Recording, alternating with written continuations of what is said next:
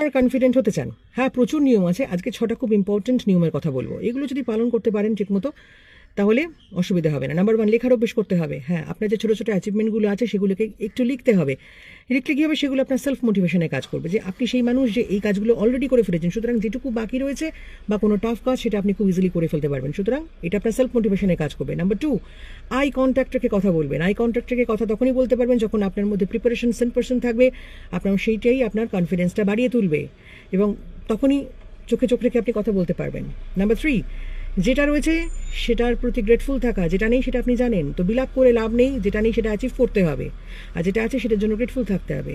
Number 4, mental হেলথের ব্যবস্থা করতে হবে। মেন্টাল হেলথ কি, মনের খাবার দিতে হবে, নিজেকে ভালো করে চিনতে হবে, আইদার মেডিটেশন করুন, তা না হলে নিজেকে ভালো করে চিনুন, আপনার ফ্লসগুলো বুঝুন, নিজের সঙ্গে সময় কাটান, খুব ইম্পর্টেন্ট। নিজেকে ভালো করে চিনতে না পারলে কিন্তু খুব মুশকিল।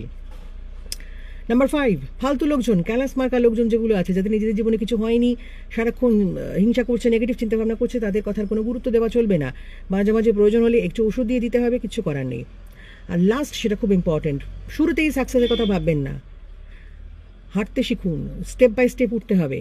শুরুতেই সাকসেস পেয়ে যাবেন, 2 দিন 3 দিন কাজ করে হয়ে যাবে তা কিন্তু না, কনসিস্টেন্সি থাকবে, রোজ করতে হবে কাজটা, রোজ করতে করতে করতে করতে কনসিস্টেন্সি বাড়বে, কনফিডেন্স লেভেলটা বাড়বে। এইগুলো মেনটেন করতে পারলে ব্যাস গল্প হয়ে যাবে।